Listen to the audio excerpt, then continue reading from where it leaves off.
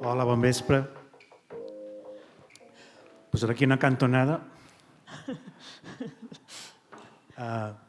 Doncs hem arribat a l'últim in situ d'aquesta temporada i crec que no podíem tenir millor convidada que la Eva Piqué per tancar aquest cicle. És realment un plaer i un honor de tenir-la per fer aquesta xerrada. Segur que serà molt interessant.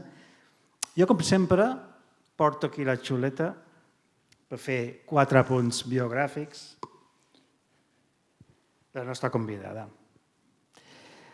Doncs és l'Eva Piqué, és escriptora i periodista. Des del 2014 edita i dirigeix la plataforma de creació i difusió cultural 14, que és un magazín digital guardonat amb el Premi Lletra A de Projectes Digitals el 2015, el Premi Nacional de Cultura el 2018 i el Premi Marta Mata el 2020. Ha estat docent a la Facultat de Ciències de la Informació i el 1992 arriba a Nova York com a corresponsal per diversos mitjans catalans. També ha coordinat el suplement cultural de l'Avui i ha estat directora literària de l'editorial Tessàlia. Ha col·laborat amb mitjans com el Diari Ara, Catalunya Ràdio i RAC1. I per la seva trajectòria periodística va rebre el 2006 el Premi Atlàntida a la millor articulista de llengua catalana, que no és poca cosa. Ha rebut el Premi Vaixell per la seva llavor com a escriptora, ha rebut el Premi Vaixell de Vapor per la Noia del Temps, el Premi Mariam Vallreda per Alícia al País de la Televisió, el Premi Josep Pla per Una Victòria Diferent i el Premi Setè Cel de Salt per Aterratge, una novel·la sobre la supervivència literal i metafòrica. I darrerament, el 2025, però m'ha dit que està preparant una nova novel·la, però mentrestant, aquesta és l'última publicació, va publicar Assaig, un assaig que es deia Difamació, que es diu Difamació, que respon a l'escarni públic que va patir durant 10 anys enrere des de tribunes d'opinió en un moment especialment fràgil de la seva vida. En relació a aquest opuscle, assaig, recentment va concedir una entrevista al mitjà digital Catalunya Plural i d'aquesta entrevista vull extreure un petit fragment. Hi ha un moment que menciona el llibre Com destruir l'escriptura de les dones de la Joanna Russ i explica què passa quan les dones s'exposen a la tribuna pública. I segons ella, queda rebuda com una amenaça pels homes per ocupar un espai que ells consideren tradicionalment propi. Violència que es multiplica si, a més, aquesta intrusa, entre cometes, prové d'un entorn social sense dret a fer-se visible. I jo crec, tinc la sensació, que sobre aquestes coses també ens parlarà aquesta tarda. Doncs res, tot teu. Moltes gràcies, Juan Carlos. I moltes gràcies a vosaltres per haver vingut. Jo crec que deu tenir a veure amb això que parlarem avui, però em costa de creure que hàgiu vingut només per escoltar-me a mi, a part aquí, en aquest escenari. És a dir, jo tinc 57 anys acabats de fer, per tant, he fet alguna cosa a la vida, però encara em pregunto si tinc res a dir i la veritat, us juro que no és falsa modèstia, vull dir que em penso de veritat que potser no tinc res a dir que us pugui interessar. Abans que res, us volia fer una pregunta. Quants de vosaltres heu vist l'autora? Bastants, Potser més de la meitat. Fantàstic. Bé, mireu, jo quan em van encarregar això, m'ho vaig començar a preparar abans de veure l'obra i jo m'havia preparat una conferència bastant com cal, ordenada, amb el seu ordre, les seves cites, amb una Virginia Woolf al començament, que sempre tranquil·litza molt, no? La frase aquella que una dona necessita diners i una habitació pròpia si vol escriure ficció, que és una frase boníssima. És tan bona que gairebé fa nosa, perquè la poses al principi i ja sembla que tot quedarà com una mica endreçat. Virginia Woolf, la cambra pròpia, els diners, les dones, l'escriptura. És a dir, ja sabem on som, ja podem respirar tranquils, no? I jo crec que avui i això és una reflexió que faig després d'haver vist l'autora, no hauríem de respirar tan de pressa. O podríem respirar, però no per quedar tranquils. Per això, perquè aquesta xerrada parteix de l'autora, de l'Ella Hickson, i no és una obra gaire tranquil·litzadora, no és una obra que et permeti sortir-ne dient molt interessant tot això de les dones i el teatre. Bé, sí que ho permet si som prou hàbils per sortir indemnes de les coses, però em sembla que l'obra intenta justament el contrari, intenta que no ens sortim tan indemnes. A mi en concret, com que la vaig venir a veure sabent que hauria de fer això d'avui, em preguntava tota l'estona una cosa molt incòmoda, que és què hi faig jo aquí, avui, en aquest escenari?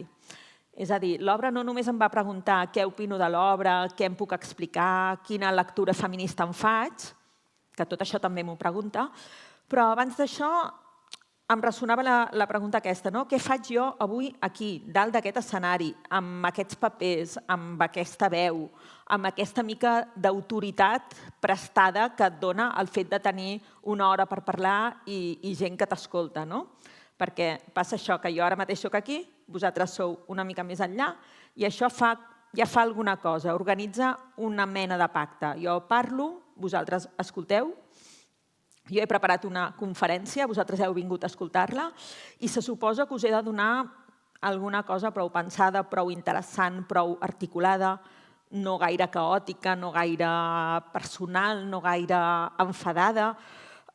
Bé, enfadada potser sí una mica, però amb una mica de gràcia, o amb una mica de mesura, o amb una mica de cultura, ràbia amb cultura.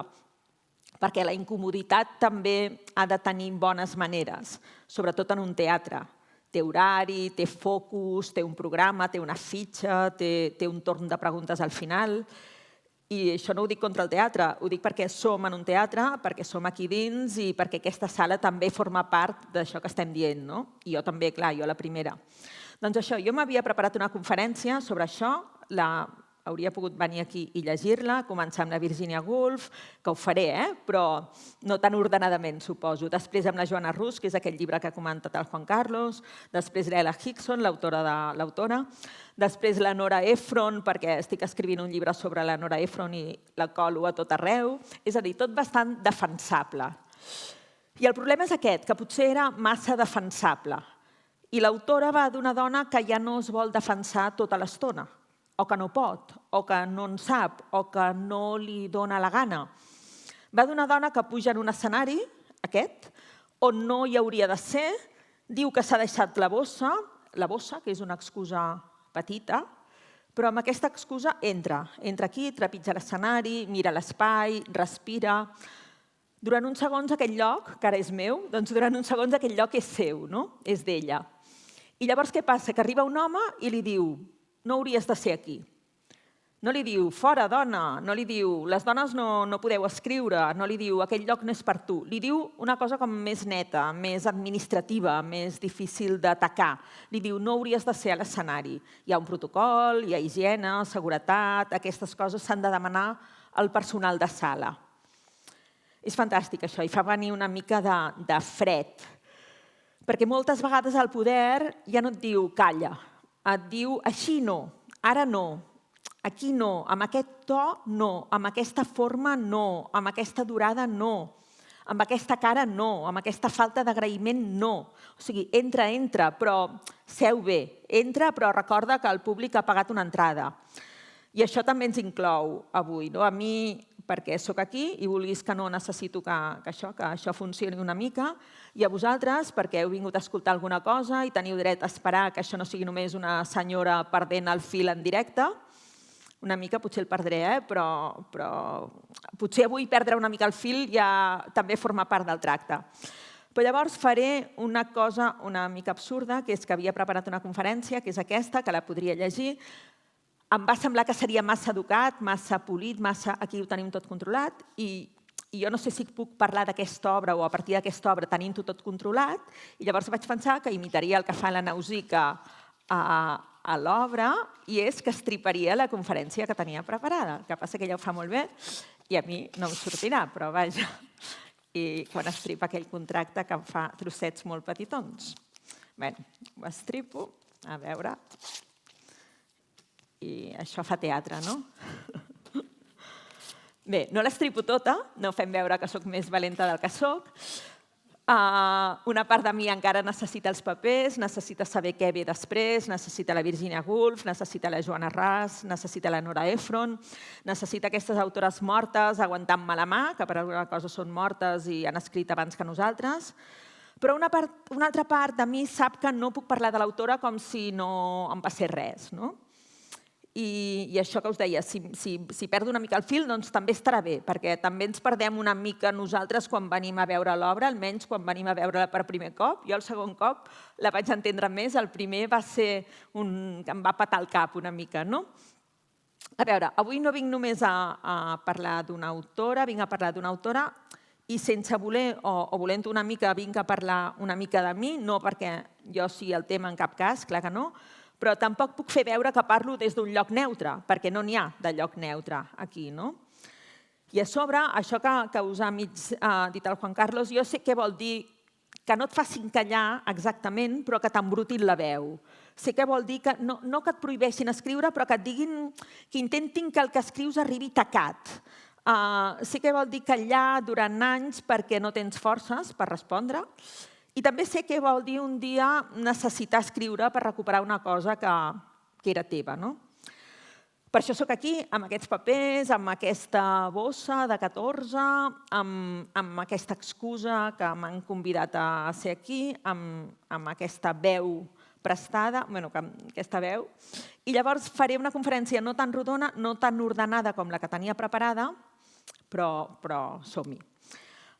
Llavors, jo durant molt de temps, quan parlàvem de la frase aquesta de Virginia Woolf, jo l'entenia d'una manera bastant literal. Una habitació pròpia era una habitació, una taula, una porta, un pany, una estona sense interrupcions, una estona sense que ningú et pregunti on són les claus, què hi ha per sopar, on he deixat no sé què et passa, per què fas aquesta cara. O sigui, la idea és clara. Si tens espai, escrius. Si tens silenci, escrius. Si tens diners, escrius.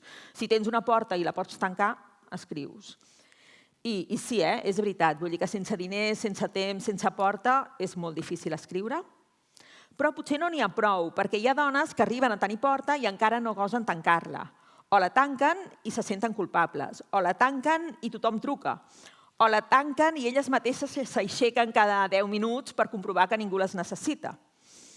Potser una cambra pròpia és també aguantar que durant una estona algú es pensi que ets egoista, o freda, o absent, o que estàs massa concentrada en tu, o que ets rara, o que ets poc amorosa. És a dir, que ara no puc, ara no hi soc. Ara no faré de mare, ni de filla, ni de parella, ni d'amiga, ni de persona disponible. Ara escric. Que dit així sembla molt senzill, però no ho és gens.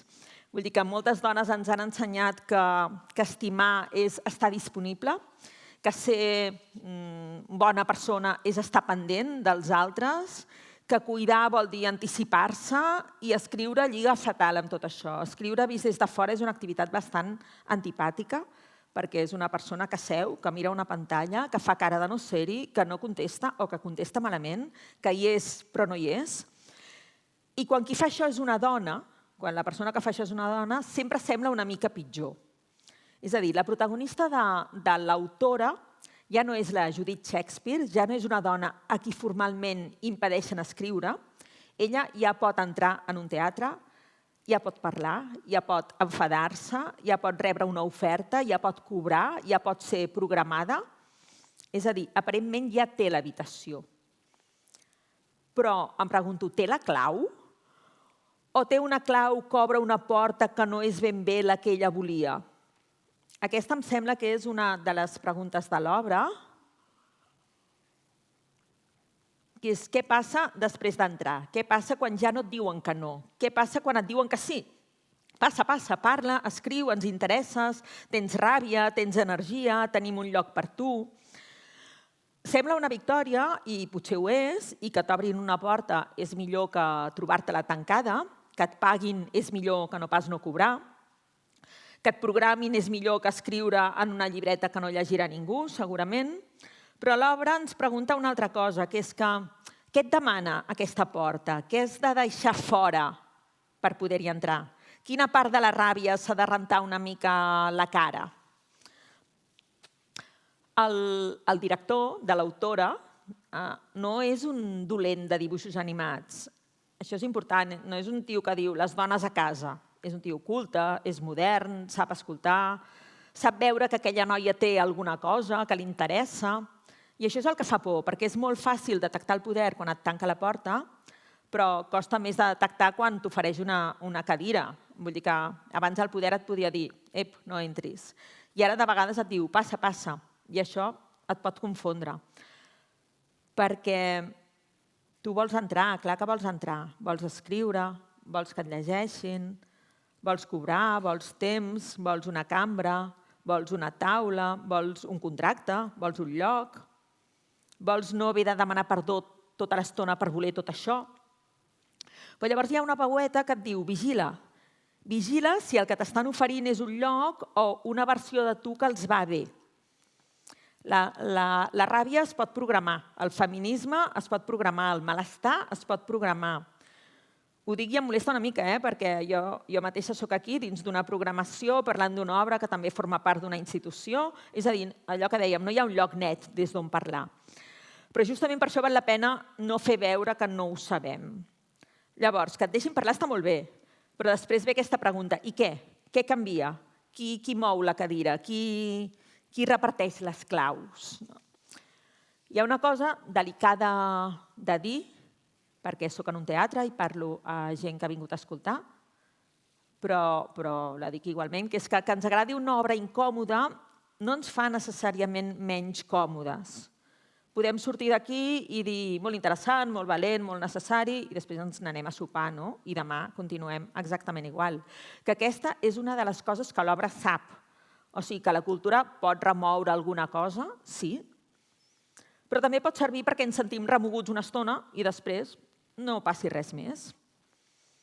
Jo quan vaig muntar 14, que és aquesta revista digital de creació literària i de difusió cultural, jo no anava tot el dia dient-me estic fent una plataforma feminista i anticlassista, hauria estat insuportable, però sí que tenia com una intuïció clara, que és que la cultura no podia ser una cosa tancada en una sala amb contrasenya, que no podia ser només per la gent que ja sap com s'ha de parlar, quins noms ha de citar, quins llibres ha d'haver llegit, quin posat ha d'adoptar a les presentacions o a les estrenes. Jo volia posar la cultura a l'abast de tothom sense abaratir-la. Això és important, és a dir, no es tracta de fer-la petita perquè hi càpiga més gent. Es tracta d'obrir la porta sense demanar a ningú que s'empetiteixi per passar-hi, no? Suposo que això també té a veure una mica amb els meus orígens, això del classisme que també comentàvem, que jo vinc d'una família on la universitat no era el paisatge natural, els meus pares no hi van poder anar, es van posar a treballar als 14 anys, la meva àvia paterna era analfabeta, en el seu DNI, en el lloc de la firma, un funcionari va escriure no sabe, perquè no sabia ni firmar, fa molt efecte quan veus això. Jo vaig créixer lluny dels llocs on la cultura sembla una herència. I no ho dic per fer una postal de superació, que em fan molta mandra, ho dic perquè aquestes coses d'alguna manera et queden al cos. Encara que després estudis, llegeixis, escriguis, publiquis, dirigeixis un mitjà, parlis per la ràdio, pugis en un escenari, hi ha una part de tu que encara sap que no era aquí on t'esperaven, que aquí no t'estaven esperant, no? I si ets una dona, això passa encara més.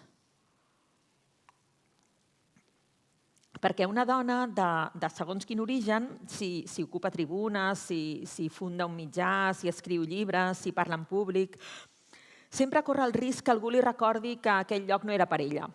No cal que ho digui així, pot dir-ho amb una broma, amb un sobrenom, amb una metàfora, amb una insinuació. A mi, que com que tinc una edat, tinc una certa trajectòria, m'han arribat a dir que embrutava les pàgines dels diaris. O sigui, que el que jo escrivia embrutava les pàgines dels diaris. M'han arribat a dir, quan 14, això que comentava el Juan Carlos, va guanyar el Premi Nacional de Cultura, han arribat a escriure que una simple velleta de cuina havia rebut el Premi Nacional de Cultura. Que, clar, una simple velleta de cuina, que penso, no se m'acut una metàfora més classista ni més masclista, no? Clar, quan una dona que escriu li diuen que embruta, li estan dient que la seva veu està fora de lloc, que no és una veu, que és una taca, que ha entrat en una habitació on no tocava i a sobre ha deixat tot de petjades pel terra. En aquest llibre, la Joana Ras ho va explicar molt bé. És un llibre del 1983, si no m'equivoco, malauradament vigent. Vull dir que la Joana Ras era una professora, una acadèmica que ja és morta, i en aquest llibre que es diu Com destruir l'escriptura de les dones, explica això, no? Que ets dona, et poden deixar escriure, sí, però després et canvien l'etiqueta, et diuen, home, això que fas no és literatura, això és testimoni, o això no és món, això és la teva vida privada. I sempre amb la sospita que hi ha un home al darrere, un marit, un pare, un amant, un editor, un amic, o sigui que has publicat gràcies a això, no? Perquè ets l'amant, la dona de no sé qui. No sé si hi ha anat a veure, espero que sí, perquè era molt bona, i ja s'ha acabat l'exposició que s'ha fet al CCCB sobre la Mercè Rodoreda. Doncs s'explicava com Rodoreda va presentar Mirall trencat a un premi de Girona. Això era després de l'èxit de la plaça del Diamant, era després de l'èxit del carrer de les Camèlies, és a dir, que ja havia demostrat unes quantes coses, la Mercè Rodoreda. Doncs el jurat li va retornar el manuscrit de Mirall trencat amb el títol tatxat, amb el títol esborrat, l'havien retitulat Una dona separada, i el nom de Rodoreda també l'havien tatxat i hi havien posat el nom de Joan Prat, que era el nom de l'Armand Obiols, de l'amant de la Rodoreda, donant a entendre que el llibre l'havia escrit el seu amant.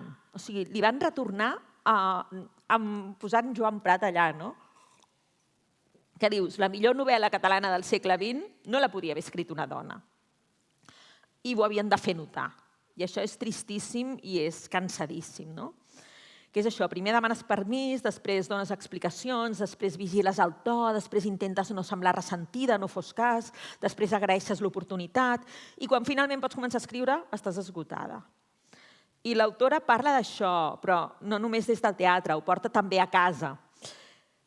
Aquesta és una de les cases de l'autora. I aquí l'obra fa mal, perquè després de la primera escena amb el director, després de la ràbia i després del col·loqui aquell que hi ha, després el que veiem és que de cop l'obra baixa a una sala d'estar, hi ha un nòvio, hi ha un sofà, hi ha una ampolla de vi, hi ha una celebració. El nòvio no és cap monstre, no és algú que li digui no escriguis, és un home que l'estima o que la vol estimar o que vol que tot vagi bé. Li ha comprat un sofà, ell havia dit que li agradava aquell sofà, ell se n'ha recordat, això en principi és bonic. També vol que accepti un contracte, el contracte que li han fet. I a veure, és normal perquè 50.000 euros no són una metàfora, són diners, són temps, són poder pagar el lloguer, són tranquil·litat. Són una cosa que qualsevol persona amb dos dits de front s'ha de mirar seriosament. I alhora, tot això, a ella, a l'autora, tot això l'ofega. I això és el que l'obra entén molt bé, que de vegades no t'ofega el mal, una cosa dolenta, t'ofega una cosa que en principi està bé, una vida raonable, un amor raonable, un sofà raonable, un contracte raonable, una possible criatura, que són moníssims els nadons, després creixen. Un treu-te l'abric, que hi ets a casa, que li diu el nòvio. Però ella encara no ha acceptat entrar del tot en aquella casa, en aquella vida, en aquella versió tranquil·la d'ella mateixa. El nòvio no li diu renuncia-hi, li diu posa't còmode. I a vegades això és més perillós. Perquè si algú et diu renuncia, encara pots plantar cara, però si algú et diu descansa, deixa't cuidar, treu-te l'abric, no ho compliquis, la cosa es torna més relliscosa. Perquè qui vol discutir contra un sofà? Qui vol fer una guerra contra algú que t'ha comprat un sofà perquè un dia vas dir que t'agradava? Ella diu una frase que m'agrada molt, que diu, jo només deia paraules. Només deia paraules. Que si penses, quantes coses comencen així? Que un dia dius una cosa, dius una paraula, somrius, no t'hi oposes del tot, deixes fer, t'adaptes una mica, no vols semblar desagraïda, i al cap d'un temps et trobes vivint dins d'una forma que no has triat ben bé. Això passa molt, i no només en parella, passa amb la feina, amb la família, amb els projectes, amb la vida. Dius que sí a una cosa petita, després a una altra, després fas una concessió, després una altra, i al final no saps ben bé en quin moment vas deixar de voler allò que volies. És molt fàcil que perdem el nord, no? I cada cop no sapiguem ben bé què estem fent. Per això escriure pot semblar una cosa egoista, perquè escriure és aturar aquesta cadena, és dir, un moment, ara no puc ser la persona que fa que tot funcioni, ara no puc respondre, ara no puc acompanyar, ara no puc consolar, ara no puc ser útil, ara estic fent una cosa que potser només importa perquè jo he decidit que importa. I clar, això costa molt de sostenir, de creure-t'ho, no? Jo quan escric no perquè tingui res clar, sinó sovint per veure si escrivint ho aclareixo. Escric per saber què penso, per mirar d'entendre qui soc, per mirar d'entendre el món. I quan escric no estic disponible. O sigui, quan escric no estic pendent de si tothom té un plat a taula, si tothom està bé. I això a mi encara em costa, i us he dit que soc gran, tinc 57 anys, però no ho tinc superat. És a dir, la culpa és molt persistent. I la disponibilitat és molt addictiva també, perquè et dona com certa identitat. És a dir, ser necessària o creure't que ets necessària, en el fons enganxa. O sigui, que els altres et necessitin pot ser una presó, però també pot ser una manera de sentir que existeixes. Escriure et treu d'aquí, et deixa sola, davant d'una pantalla d'ordinador, no? En el meu cas, amb una cosa que potser no servirà de res, amb una frase que potser no s'aguanta per enlloc, amb una veu que potser ningú voldrà escoltar, amb una veu i amb un cos, que aquest és un altre dels temes de l'obra, de l'autora. O sigui, hi ha un moment al principi de l'autora que ho contamina tot, que la pregunta de fons és aquell home, el director, l'ha vist com a autora o com un cos disponible? L'ha llegida o l'ha desitjada? L'ha admirada o l'ha volguda? I veure, no és que les coses no es puguin barrejar mai, perquè no som de pedra, però el problema és el poder, no? Qui té la clau? Qui està oferint la feina? Qui pot dir, tens talent? Qui pot dir, vine? Qui pot convertir una trobada professional en una altra cosa i després fer veure que tot era molt confús? Això, moltes dones ho coneixem, no cal que estiguem parlant d'una agressió espectacular, de vegades és molt més ambigu, no saps si l'elogis per la feina o per tu, no saps si t'han convidat perquè ets bona o perquè ets jove, no saps si aquella mirada anava al text o anava a una altra banda, no saps si has fet res que es pogués malinterpretar. Hi ha una cosa que he explicat sovint, i ho explico també en aquest llibre de difamació. Jo tenia 19 anys quan un cap de redacció del diari on jo treballava, un cap de redacció que tenia més de 50 anys, em va convidar a sopar i després de les postres directament se'm va tirar a sobre. Jo ho dic ràpid perquè encara em costa trobar el to, perquè si ho dic massa fredament sembla que no fos greu, si ho dic de manera massa carregada sembla que estigui fent comèdia o drama. I potser aquest és el problema, que fins i tot per explicar una cosa així, una dona has de calcular amb quin to ho expliques. Llavors jo aquell dia me'n vaig escapolir com vaig poder i després, quan ho vaig explicar, el relat se'm va girar en contra, es va girar en contra meva. Em van començar a dir que si havia acceptat d'anar a sopar, que si vés a saber jo què havia insinuat, que si era una escalfabraguetes, que és una paraula bastant horrorosa, no? Una paraula que posa tota la responsabilitat en la noia, en la dona, i deixa l'home com una pobra bèstia excitada, sense capacitat de governar-se. Clar, jo volia ser periodista, jo volia aprendre, volia treballar, volia que em prenguessin seriosament. I de cop havia de gestionar que algú hagués confós tot això amb una disponibilitat del meu cos. I pitjor encara, havia d'acabar preguntant-me si la culpa era meva. I això és molt habitual. O sigui, és molt bèstia, però és molt habitual. O sigui, als 19 anys no sempre tens les paraules que necessitaries, tens el fàstic, tens la vergonya, tens la intuïció que, hosti, això no està anant per on pensava que aniria, però potser no tens encara el marc per dir, no, mira, el problema no era que jo hagués acceptat d'anar a sopar, el problema era que un home amb poder va decidir que una noia molt jove que volia treballar, doncs potser se n'aniria al llit amb ell perquè volia treballar. Clar, a vegades la teoria arriba tard, però quan arriba t'ajuda a mirar enrere i a salvar una mica la noia que vas ser, no? Que no li tornes la nit ni el tràngol aquell, pobreta, però li treus una mica una culpa que no era seva. A l'autora hi ha una idea clara, que és que quan un home surt a escena, el públic espera què dirà, i quan surt una dona, quan una dona surt a l'escenari, abans que digui res ja se l'han mirada, ja l'han repassada. Ja han mirat quants anys té, si és atractiva, si està bona, si encara ho està, si és massa atractiva, si no ho és prou, si fa cara de simpàtica, si fa cara de seca. Una dona encara no ha obert la boca i ja l'han llegida de dalt a baix. I després ha de parlar des d'allà, des d'un lloc on el cos ha arribat abans que la veu, abans que la frase. I això no passa només al teatre, passa a la literatura, al periodisme, a la política, a la universitat, a la televisió. Passa a qualsevol espai on una dona parla en públic. La veu surt, però no surt sola, surt amb un cos enganxat. Un cos que els altres es creuen amb dret de comentar, de jutjar, de classificar.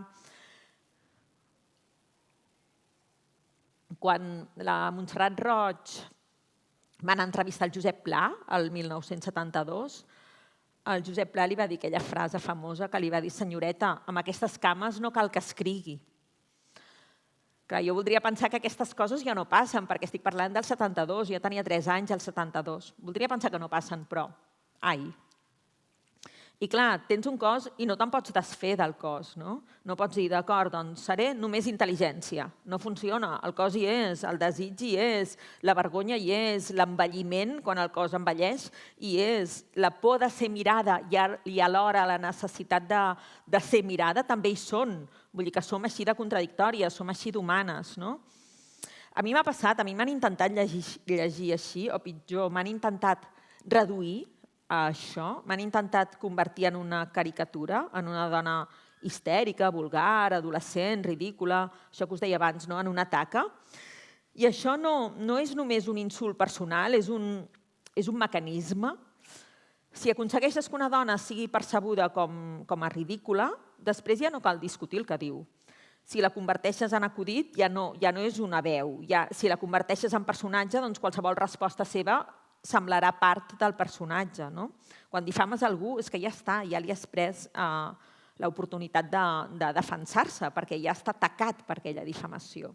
Llavors, jo fa uns mesos vaig publicar aquest llibre que es titula Difamació, que a veure, és un llibre que jo no hauria volgut haver d'escriure en cap cas, però alhora estic molt contenta d'haver-lo escrit perquè estic com contenta d'haver convertit la merda que vaig patir en una cosa bonica. És això, és un llibre que respon a una difamació salvatge i cruel i masclista i classista que jo havia patit 10 anys enrere, en el moment més vulnerable de la meva vida.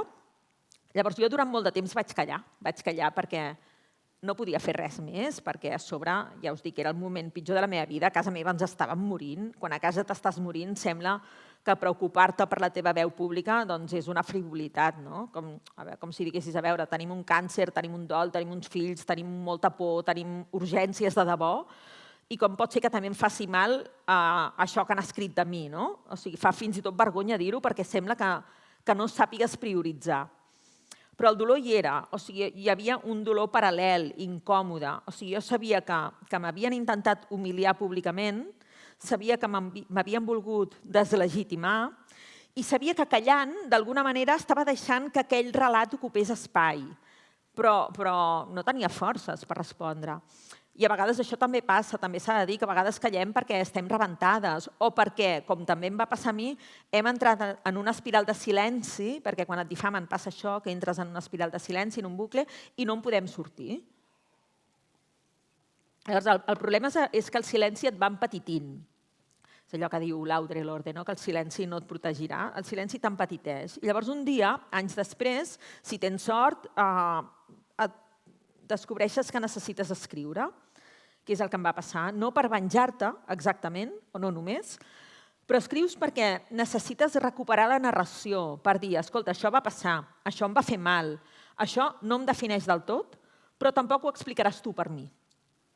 Llavors jo vaig escriure aquest llibre, Difamació, per desfer-me d'un silenci imposat, per reivindicar la meva veu pública i la veu pública de totes les persones que són moltes, perquè en aquests mesos he anat descobrint he anat constatant que hi ha molta gent que pateix difamacions, doncs totes les persones que que han patit difamacions i que no han pogut parlar, perquè hi ha gent que no pot respondre mai. Doncs també volia reivindicar la veu de tota aquesta gent, perquè a mi em van voler humiliar i deslegitimar i callant em vaig deixar humiliar i deslegitimar. I també per això, perquè em dedico a escriure, jo ho resolc gairebé tot escrivint, no sempre ho resolc bé, però vaja, vull dir que és el que faig, escriure. Escric per entendre'm, per fer-me, per desfer-me, per refer-me, i m'interessa molt la idea aquesta que us deia de convertir la merda en alguna cosa amb cara i ulls. No se m'acut una manera més fina de dir-ho, que sigui igual de precisa. O sigui, no es tracta de perfumar la merda, es tracta de mirar si allò que t'ha passat, si allò que t'ha deixat muda, pot tenir una forma que ja no sigui només la ferida. I aquí és quan trobo oportú parlar de la Nora Ephron, perquè la Nora Ephron tenia aquesta manera de mirar el desastre i de dir, d'acord, potser també se'n pot fer literatura d'això. Ella, quan estava embarassada del seu segon fill, va descobrir, quan estava a punt, de 7 mesos del seu segon fill, va descobrir que el marit l'enganyava i llavors en va fer una novel·la. No perquè tot s'ha publicat, ara s'ha publicat recentment en català de nou, aquesta novel·la és dels anys 80 i es diu Cor Agre i l'ha publicat l'altra editorial. Llavors, no em va fer una novel·la, no perquè tot s'hagi d'explotar, no perquè t'hagis de convertir en una màquina de fer llibres a partir del dolor, però sí perquè si no ho escrius tu, potser el dolor es queda només en dolor. I a vegades escriure és l'única manera de prendre-li una mica de poder. La mare de la Nora Ephron, que era una guionista de Hollywood, quan s'estava morint, quan la dona s'estava morint, li va dir a la seva filla gran, que era la Nora, Nora, ets periodista, pren notes d'això, ja em faràs alguna cosa. De fet, cada vegada que alguna de les filles es queixava que li passava alguna cosa, la mare, en lloc de consolar-la, els deia algun dia n'escriuràs alguna cosa d'això. Clar, pren notes, que és una frase terrible i perfecta, perquè escriure és una mica això, és prendre notes quan una persona decent potser només ploraria. Vull dir que escriure no és una activitat completament noble, també és apropiar-se de coses que passen, també és pensar enmig d'una escena horrible, aquí hi ha alguna cosa, això ho he de recordar, aquesta frase és bona. Els escriptors, vull dir això, canibalitzem una mica el que anem vivint. I això, per una dona educada en la cura, pot semblar una traïció, perquè com pots prendre notes quan hauries d'estar plorant? Com pots fer literatura d'una humiliació? Com pots trobar una frase dins del dolor? Com pots escoltar una cosa terrible i al mateix temps saber que allò potser té una forma, una estructura, doncs potser escrivint ho pots saber amb culpa, si cal, amb mala consciència, amb dubtes, sense fer-te l'heroïna, però escrivint per no desaparèixer. La Virginia Woolf, parlant de la Charlotte Bronte, va dir que la ràbia li havia espatllat l'obra. I a mi aquesta frase em fa pensar molt, i ho lligo amb la ràbia que veiem a l'autora, perquè, a veure, és Virginia Woolf, tots els respectes, només faltaria, però aquesta idea de la ràbia com una cosa que espatlla, no ho sé. Vull dir que em sembla que avui potser ens ho hem de mirar d'una altra manera, que potser la ràbia no espatlla, que potser la ràbia informa, potser la ràbia sap coses.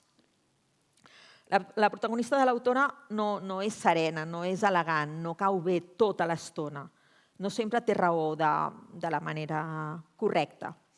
I això m'agrada, perquè encara s'espera de les dones que tinguem raó d'una manera agradable, que les dones hem de ser agradables, o sigui, hem de ser agradables, hem de ser clares sense ser agressives, podem ser valentes però això, amb bona cara, ens podem enfadar però amb sentit de l'humor.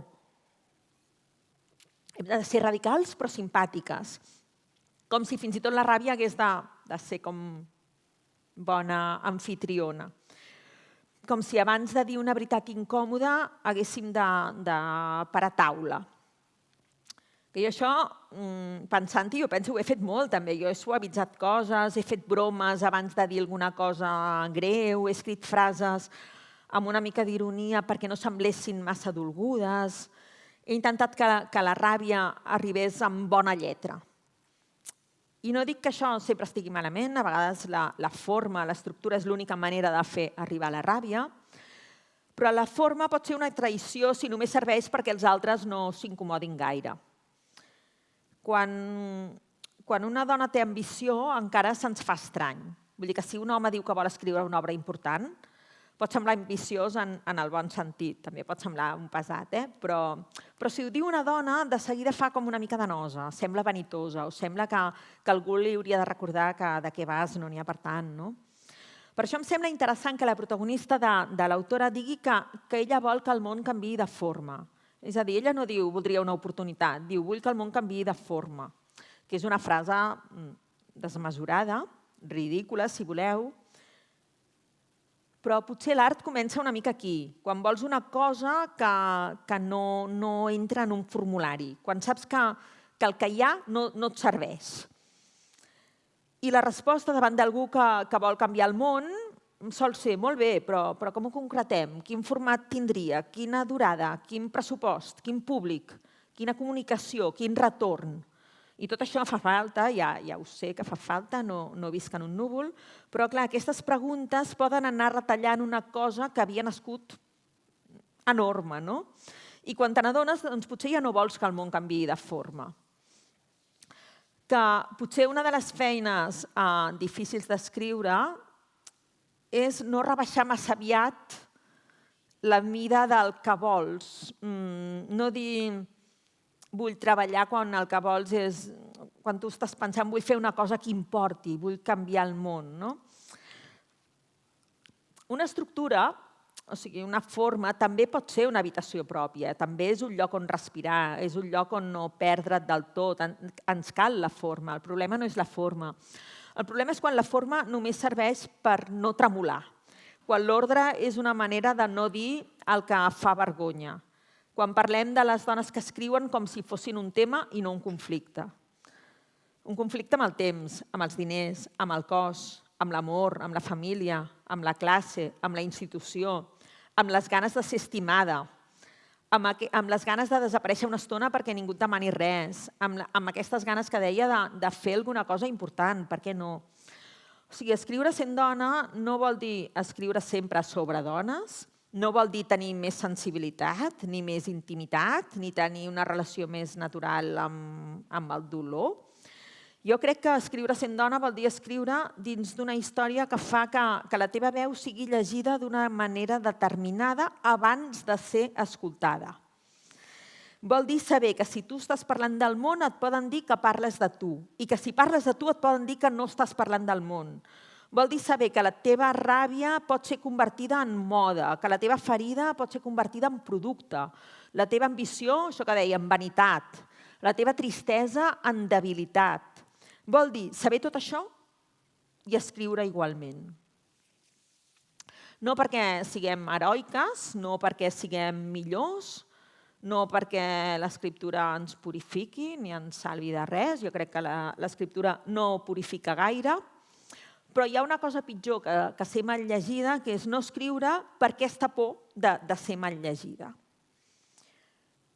I ara torno al començament, en aquest escenari buit on una dona s'aixeca entre el públic i avança i diu que s'ha deixat la bossa, que és una excusa, però les excuses són importants. O sigui, moltes dones han entrat als llocs importants així, amb una excusa petita. He vingut a ajudar, he vingut a prendre notes, he vingut a portar cafè, he vingut a fer una pregunta, he vingut a parlar d'una altra autora, he vingut a presentar algú, he vingut a moderar una taula rodona. I de cop, si la llum puja una mica, es veu que no han vingut només això, que han vingut a ocupar el centre durant una estona. Ara mateix el centre és aquí, aquest escenari, aquesta sala, aquest pacte entre nosaltres, jo parlant, vosaltres escoltant. No sé exactament què en farem d'això, o sigui, potser res, vull dir que d'aquí una estona recollirem els papers aquests, sortirem i direm que bé, que ha estat bé o que ha estat massa llarg, o que intento que no, vaig controlant, o que no n'hi havia per tant, i cadascú ja està, tornarem tots a casa nostra i sí que pot ser que a algú li quedi una frase enganxada o una incomoditat petita o unes ganes de no callar tant, no ho sé. sí que sé que potser escriure comença així, no amb una victòria, ni amb una cambra perfecta, ni amb una veu segura, sinó que comença amb una entrada una mica indeguda, com l'autora quan entra a l'escenari. Una dona que no hauria de ser allà, però que hi és. Amb algú que li explica el protocol, que li diu que ella té la bossa com a coartada, la llum puja una mica i de cop, durant uns segons, aquell espai sembla seu, sembla d'ella.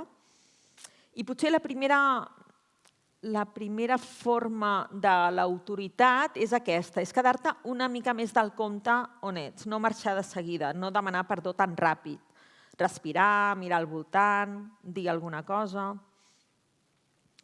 Clar, jo he estripat aquests papers, he fet veure que eren el símbol d'una conferència massa correcta, massa obedient.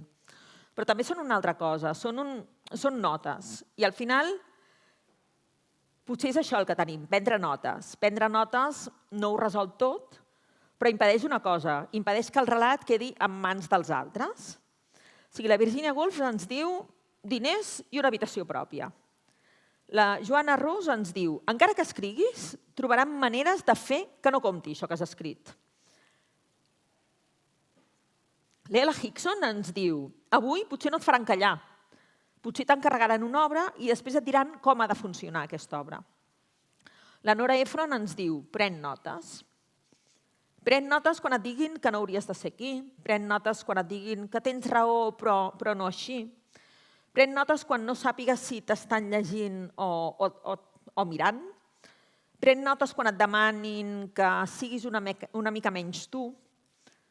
Pren notes quan callis perquè no pots més. Pren notes quan la ràbia et faci por.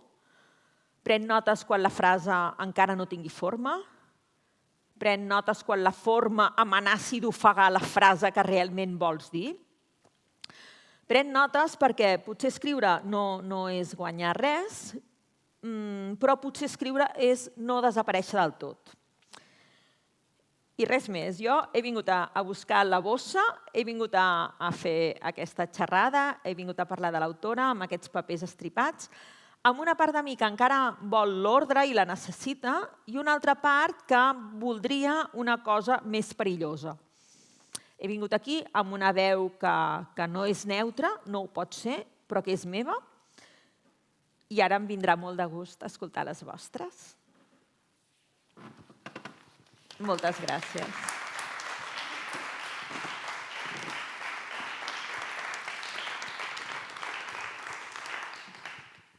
Doncs molt bé, amb aquesta invitació obrim el torn de preguntes. Aquí teniu un micro que és el vostre, com vulgueu. Qui s'anima?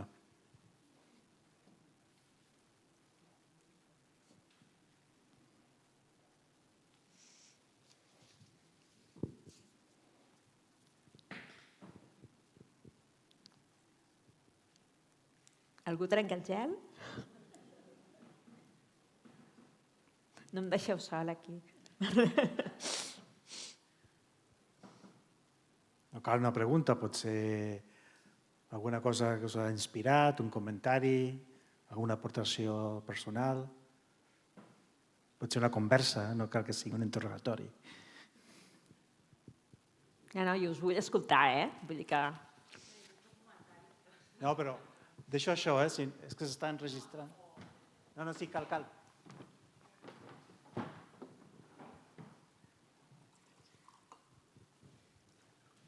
No tinc cap pregunta perquè, primer de tot, jo no he vist l'obra, per tant, però m'ha semblat que l'he vista, no, d'alguna manera. Perdona, què m'has dit? Que l'has vista? No l'he vista, però ara comentàvem que d'alguna manera ja em sembla una mica que l'hem anat palpant. Jo només no tinc cap pregunta, però sí que m'ha agradat molt com el moment en què has dit que no només val tenir una habitació pròpia, sinó saber tancar-la o saber...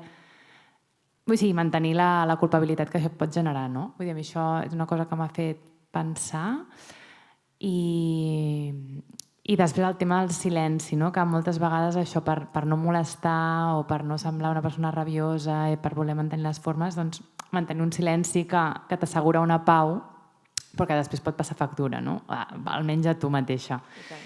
I llavors, a mi només això, doncs, compartir que m'ha inspirat sentir... Són potser moltes coses que jo penso constantment, no? I el fet de donar-li una hora, un espai, no? I que algú que té com una autoritat, no? I jo estar aquí i sentir-ho, a mi també em valida de dir aquests pensaments que tu tens a vegades, doncs, o reflexions, tenen un valor o que pots compartir ràpidament. I res, bàsicament això, o sigui que no hi ha cap pregunta per part meva, però gràcies. No, a tu.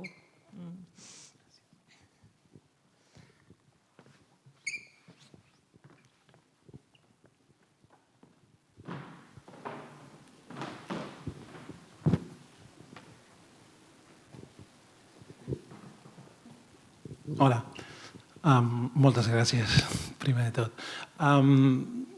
Voldria tan sol breument fer una referència a les coincidències.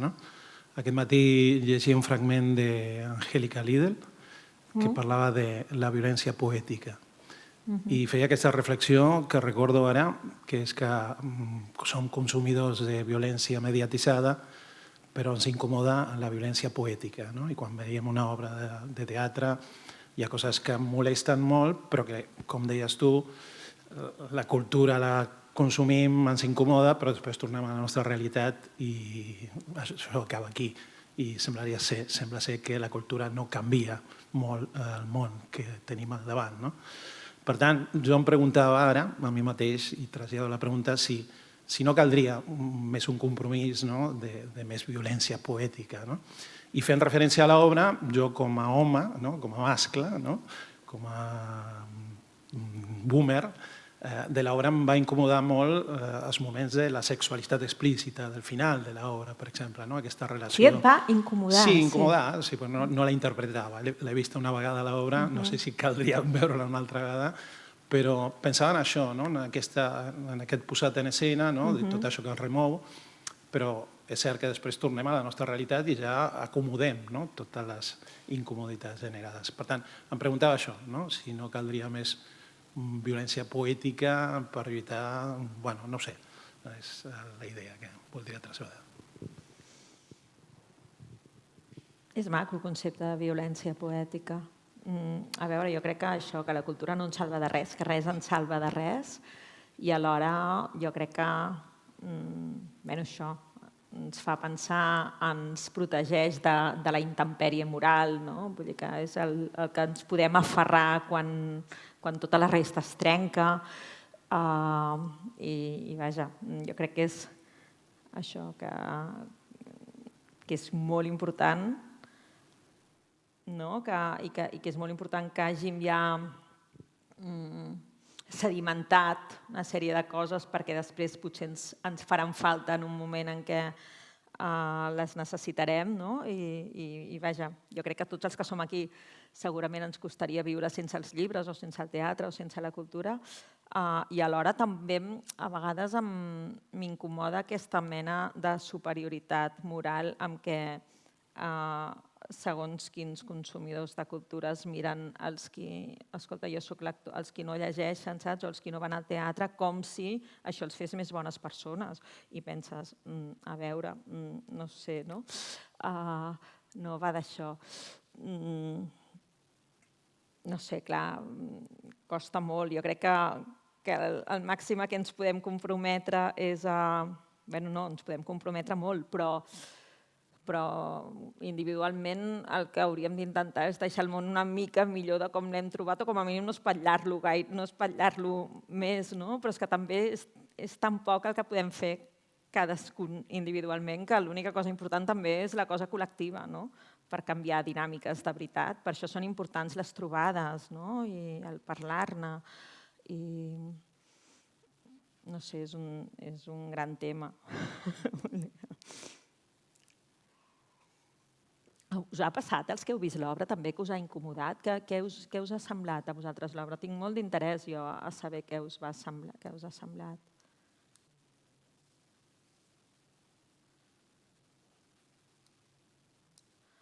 Jo us confesso una cosa, jo el primer cop que vaig venir amb el meu fill de 17 anys Jo, potser per la pressió també, que després havia de parlar-ne, i l'encàrrec ja me l'havien fet, i jo m'havia llegit ja l'obra, però vaig venir aquí, em va patar una mica el cap, quan comença a perdre el naturalisme i aquella escena del bosc, vaig pensar, m'estic perdent, no ho entendré, i jo vaig sortir dient, ai, em fa por no haver-ho entès prou bé, i el meu fill, que és un noi, per tant, mascle, va sortir dient, jo és que aquestes obres que fan expressament perquè no s'entenguin em fan una ràbia.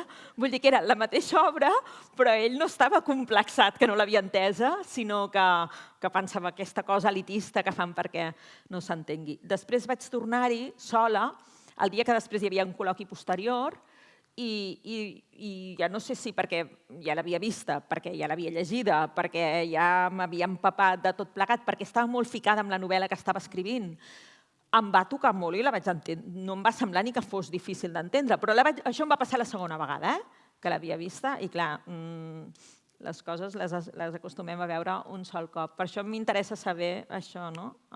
Com et dius?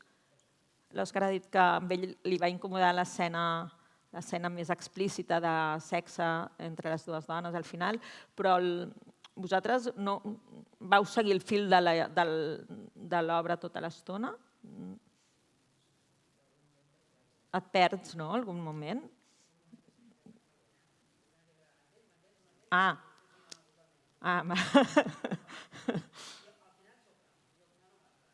Al final del Guernica, perdó, perquè estem fent spoilers i aquí n'hi ha que no l'heu llegit.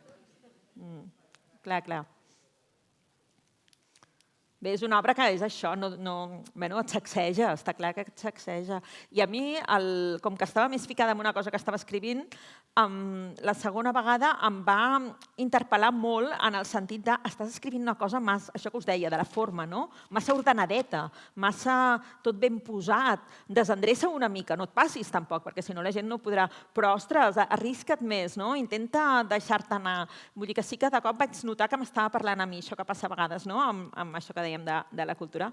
Hi ha un moment maco amb les obres de teatre o amb els llibres, no? Aquest moment en què l'autor està parlant d'ell o del que ell ha volgut parlar, però tu com a lector llegeixes i tens la sensació que t'està parlant a tu, que és com una mena de màgia que dius, uau, que és perquè, això, no? Perquè tot plegat és molt universal el que ens passa i ens assemblem tots plegats els uns als altres molt més del que a vegades ens pensem que som molt singulars i no ho som tant. Doncs em va interpel·lar llavors la segona vegada que vaig veure l'obra. Bastant, Vull dir que em va tocar.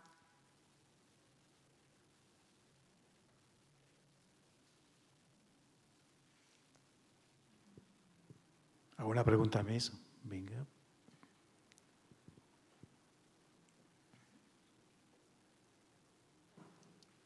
Mira, aquí. Vaig per aquesta banda.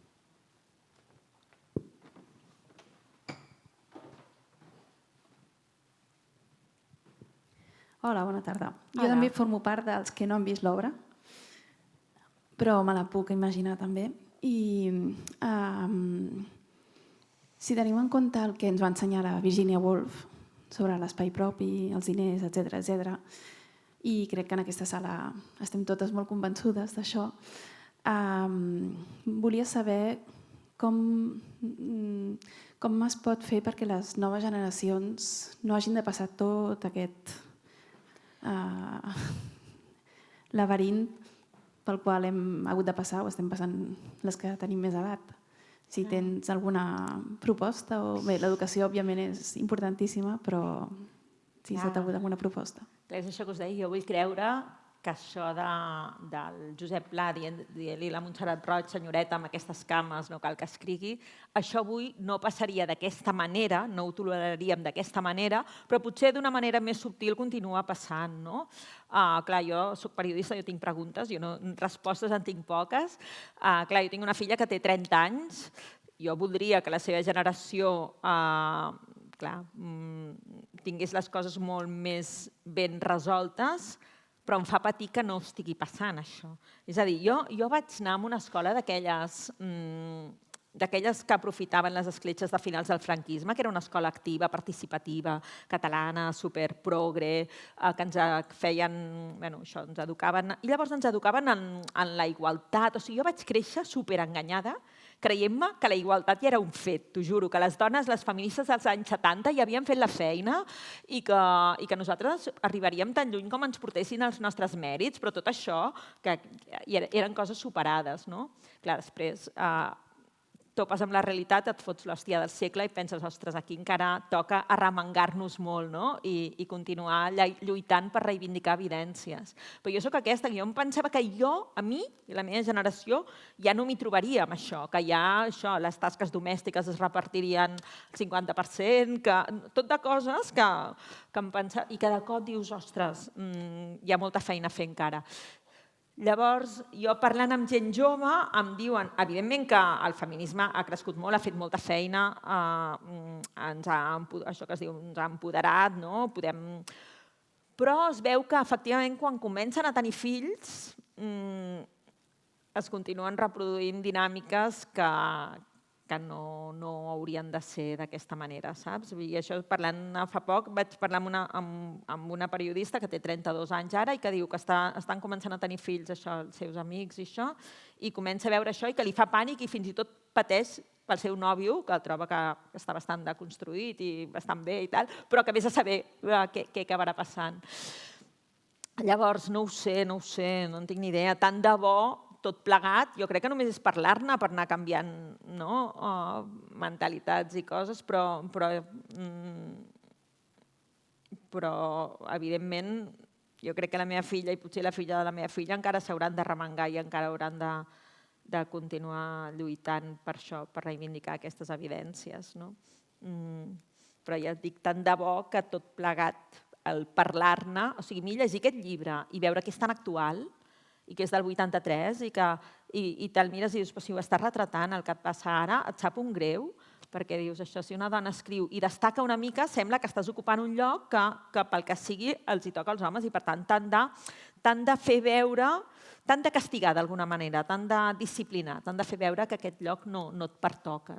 I llavors ho fan de maneres que a sobre segueixen un esquema. És a dir, jo quan vaig escriure la difamació em va anar molt bé per analitzar que el que jo havia patit a sobre és que no són ni originals. És que et diran que embrutes. I, ostres, em deien que embruto. Et diran que, saps? Vull dir que, clar, sap molt de greu que un llibre com aquest sigui tan vigent encara avui. I alhora, jo vull creure, jo soc més aviat pessimista, però en canvi crec en l'optimisme de la voluntat, i vull creure que tot això que estem fent serveix per alguna cosa, i que potser mai havíem estat tan bé com ara.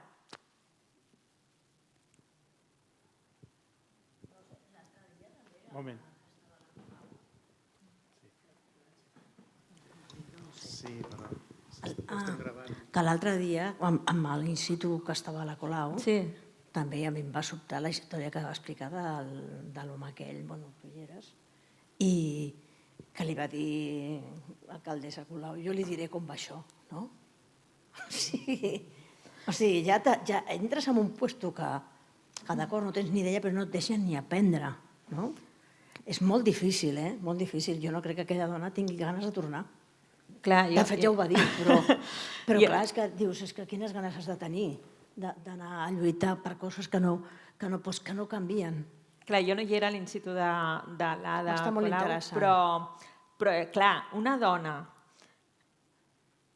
dona volent ser alcaldessa, sent alcaldessa, a sobre una dona que ve de classe popular, això que dèiem del classisme, que no té cognoms que saben d'on ve i tal, clar, et descol·loca molt, perquè el poder, clar, l'alcaldia de Barcelona sempre ha estat a mans de gent que tothom entre ells es coneixen, famílies bones que saben d'on venen, saben com es diuen, no? Llavors, clar, això són dos hàndicaps, una dona i una dona d'això, com nosaltres. Diuen, què fa aquesta dona aquí? És que és ben bé això. Clar, què hi fas tu aquí? Aquí no, ja t'ho explico jo, que jo sé que sé el que haig de fer, el que s'ha de fer. I dius, bueno, jo no vinc a que m'expliquis, és que jo vaig sortir indignada, dic, jo li foto una hòstia. Sí, pobra. Que dius, hosti, tio, però de què vas, no? Clar, i te trobes contínuament.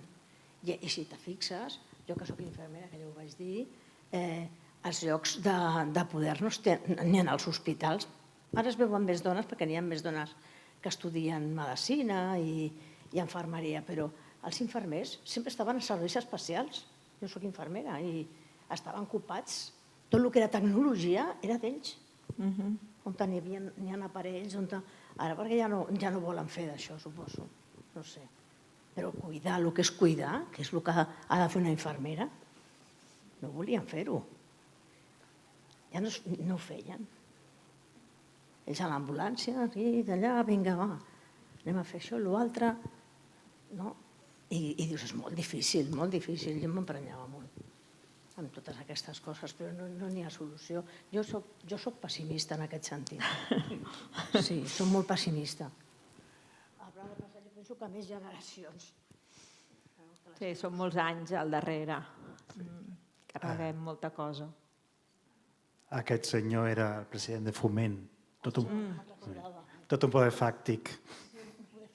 Sí, sí. De la ciutat. Estem en mans d'això. Sí, sí. Molt bé, perfecte. Bueno, i alhora va ser alcaldessa durant 8 anys. Vull dir que Barcelona va tenir una alcaldessa durant 8 anys. Vull dir que això que dic potser sí que millorem, no?, una mica. Bueno, ningú pot fer tot el que vol fer, menys si ets alcaldessa o alcalde de Barcelona.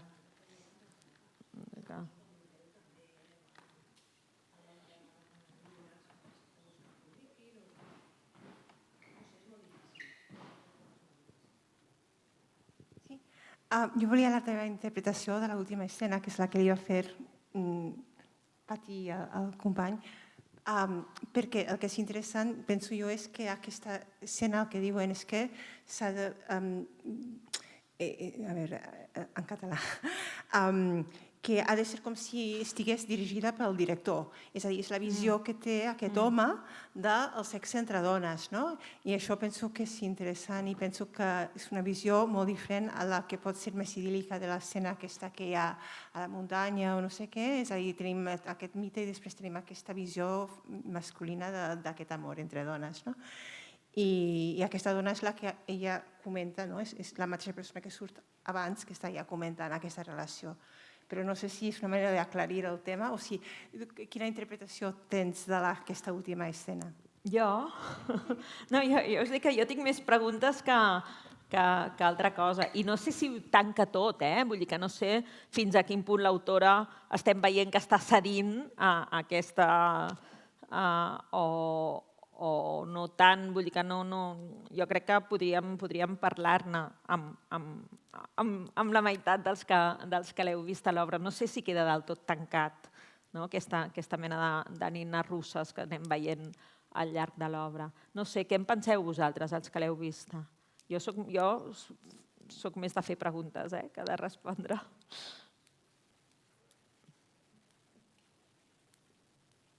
Bon vespre. En primer lloc, moltes gràcies. A mi em van incomodar... Fa com eco? Si no m'escolteu, m'ho dieu, vale? No, sí, perquè ho estan gravant. Jo crec que has de posar el micro. Perdó. A mi em van incomodar moltes escenes, però com s'està fent, s'està insistint en l'última, jo voldria fer un matís que crec que no s'està dient i a veure què en penses, perquè tu comentaves que es volia representar l'amor entre dones i sota la meva perspectiva el que s'estava intentant materialitzar era el poder masculí en el sexe. I vaig llegir l'obra abans de venir a veure-la i em van semblar, crec que el que més m'ha agradat d'aquesta peça teatral eren les acotacions de la dramaturga original i deia en concret que l'utensili que feien servir en aquella escena sexual havia de tenir un color negre o blau fosc, que era l'acotació real del text. I crec que això és com una exemplificació de que el que es vol mostrar és el poder masculí i com la personatge, la directora, s'havia acabat com colpint d'aquesta energia masculina o d'aquest poder, crec que la paraula clau és poder, i també potser per seguir el fil, o també m'interessaria molt saber què en pensa vostè, si creu que aquest poder patriarcal també pot acabar en mans de les dones, cosa que sembla que sigui un dels missatges de l'obra.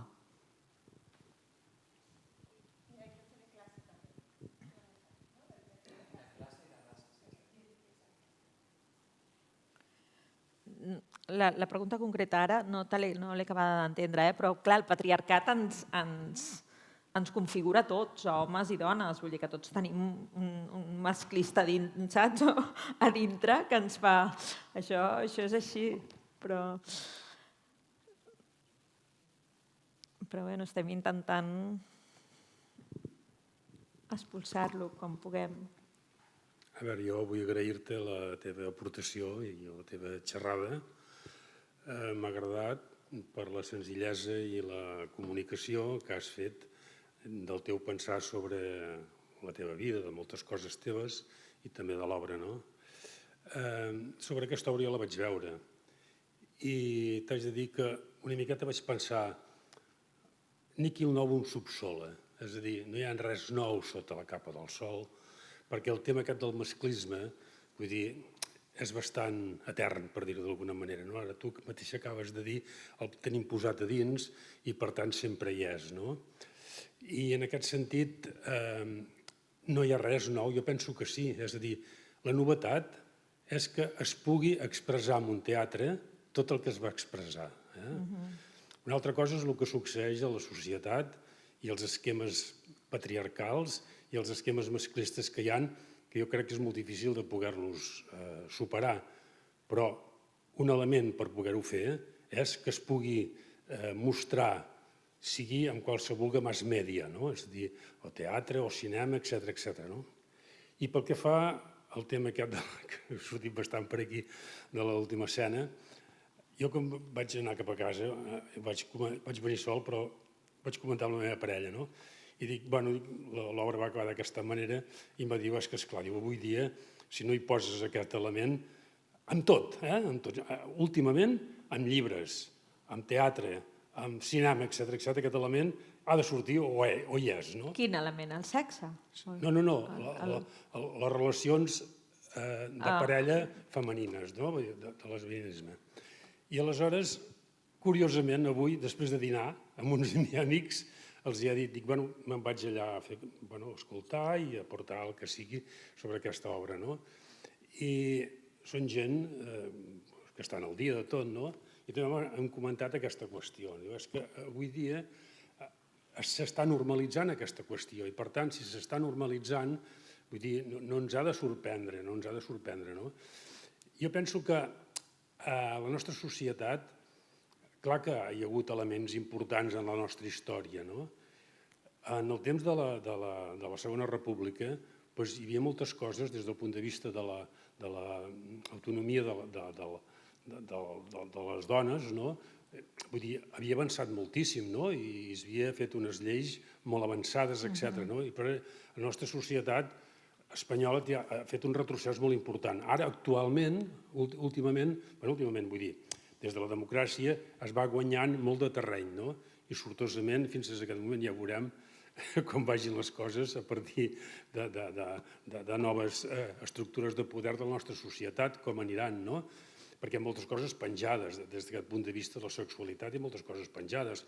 Perquè, per exemple, sí que està permès el casament entre dues persones, etc., però el Tribunal Constitucional encara no s'ha pronunciat.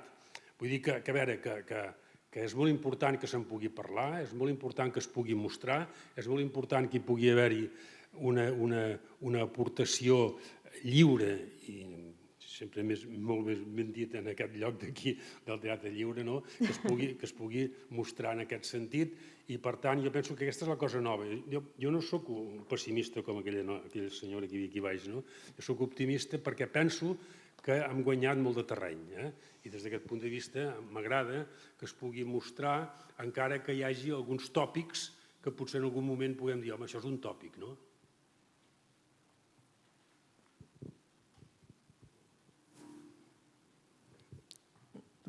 Tanquem o vols respondre? Tanquem. Com vulgueu. Si vull respondre. Jo és que no vaig trobar tan important el tema de la relació homosexual, diguéssim. No em va semblar... Després, la primera vegada que el vaig anar a veure, després vaig preguntar-li a un crític què t'ha semblat l'obra, perquè jo estava així com estabornida, que encara allò que ho has de processar, i em va dir, home, però és que aquest tema, que al final tot sigui perquè són lesbianes, a mi no em sembla... No és la interpretació que em faig de l'obra. Vull dir que em sembla un tema com no el trobo no el trobo central. No ho sé. Vull dir que a mi, almenys, ho tinc jo més normalitzat, però a mi no em va semblar que el que estava reivindicant l'obra fos això. Bueno, doncs ho tanquem aquí. Moltíssimes gràcies per omplir aquesta estona amb la vostra escolta i les vostres paraules i preguntes. Només quedaria fer el que fa el públic, va mostrar la seva presència, que és aplaudir. Moltes gràcies,